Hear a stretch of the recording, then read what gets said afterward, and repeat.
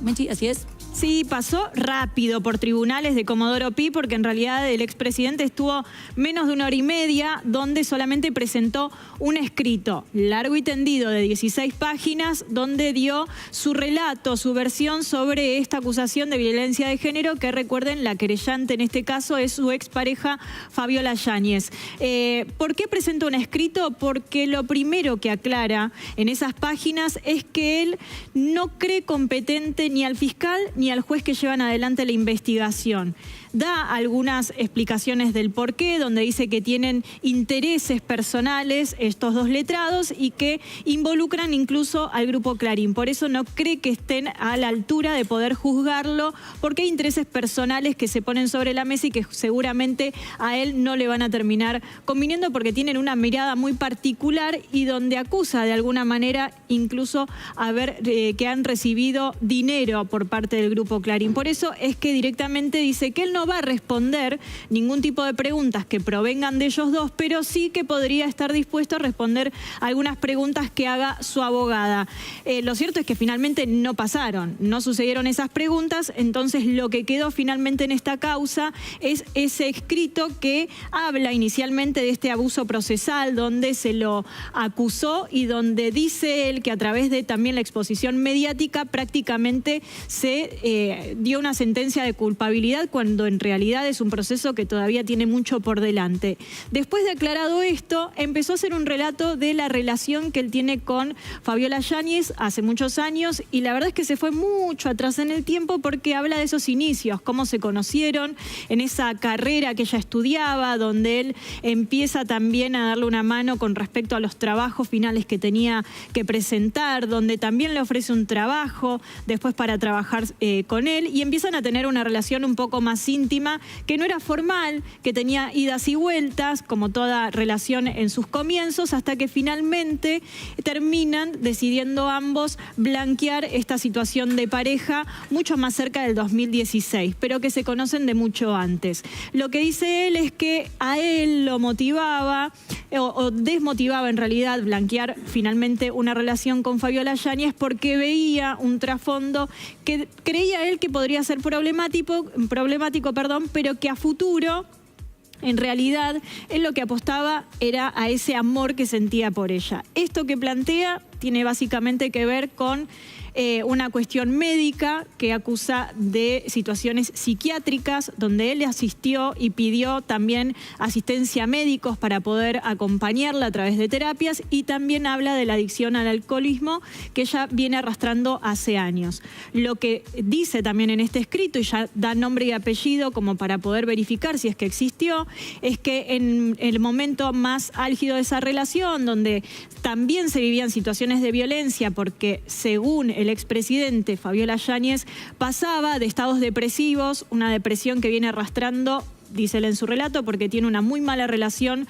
con su madre desde siempre, en una situación casi de abandono, que ahora mejora porque tienen al cuidado de Francisco, su hijo. Él dice que pasaba de esa situación de depresión a estar muy alegre y terminar finalmente en la etapa de violencia, que juntos, para poder salir adelante como pareja, fueron a solicitar ayuda a los tratamientos de INECO. INECO estaba en ese momento a cargo de Manes, el doctor Manes. Por eso lo cita, como también invitando a que se le consulten aquellos tratamientos que se iniciaron por el 2016 y 2017, como para certificar que ella tenía este problema de adicción, del que trató de salir muchas veces, pero que siempre recaía. Habla de la situación de los embarazos también, donde Fabiola hace referencia también en su relato de un embarazo que sucede en el 2016 y que, según ella, él obliga a interrumpir. Y según él, en este escrito, dice que en realidad, cuando toma conocimiento, él estaba muy feliz por la situación, que le pide unos días, que no fueron más que 5, para poder blanqueárselo primero a su hijo y que después finalmente se conozca.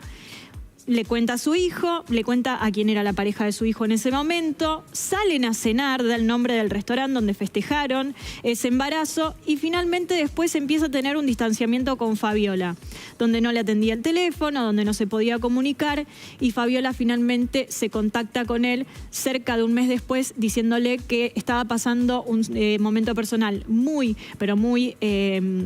digamos, de introspectiva y de muchas dudas, porque ella no sabía si quería afrontar una maternidad y había decidido interrumpir su embarazo. Esa es la versión de él contra la versión de ella, por supuesto. Cada uno tiene un lado distinto de la historia. Después hablan también por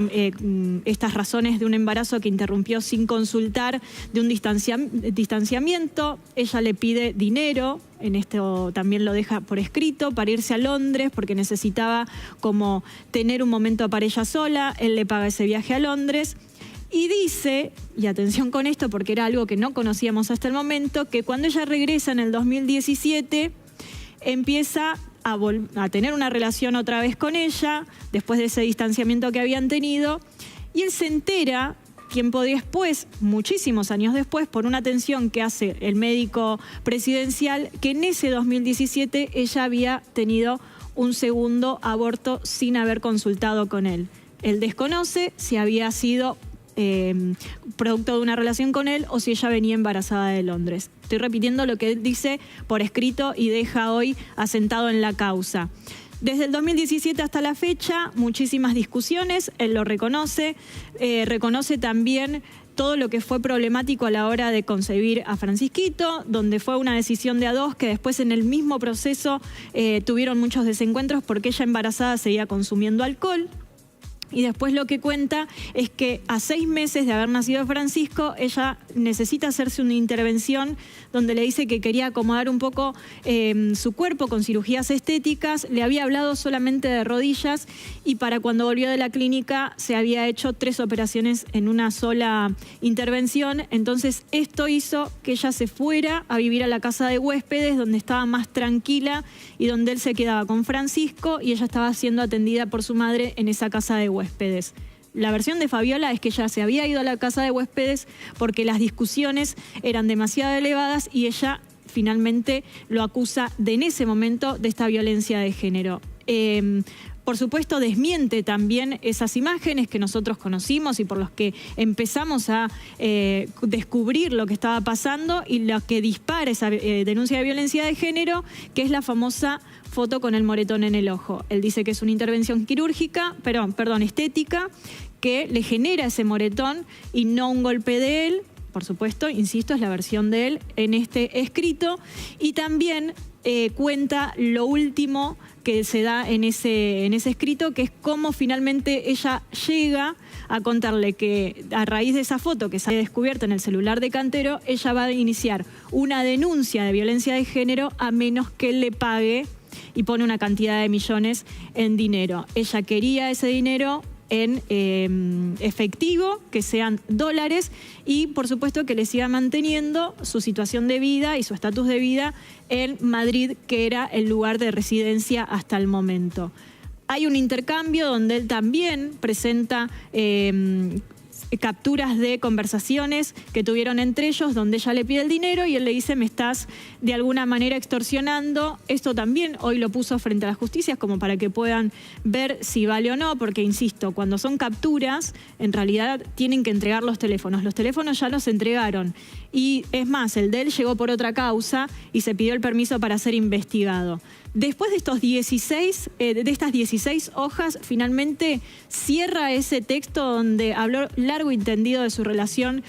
con Fabiola, donde reconoce que fueron años donde estuvieron idas y vueltas, acusando él siempre en las bases de las adicciones de ella, que ahora él le va a iniciar acciones legales a ella por daños y perjuicios, por todas las mentiras que lo llevaron a él a estar en esta situación. Y pide también que traigan a Argentina a su hijo Francisquito, porque entendiendo que ella psicológicamente y psiquiátricamente no es una mujer estable y que cree que su hijo corre peligro estando allí en Madrid, lejos de su padre y a cargo de su madre. Por ahora, esa parte, la justicia todavía no dijo nada, todavía no la analizó. Ya había un pedido, de hecho, con respecto a eso, y todavía, como estaban en medio de la feria, nadie decidió nada. Veremos finalmente si le hacen caso o no, si le dicen a Fabiola que tiene que volver a Argentina con su hijo. Recuerden que ella dijo que no iba a volver, porque le tenía miedo. Así que se ve bastante poco probable que ella regrese a Argentina y mucho menos a vivir una distancia corta de Alberto Fernández, que finalmente llegó a Comodoro Pi, pasó rapidito y casi de largo, pero dejó un escrito de 16 páginas donde dio detalle por detalle de su versión de esta historia. Muchas gracias, Mechi.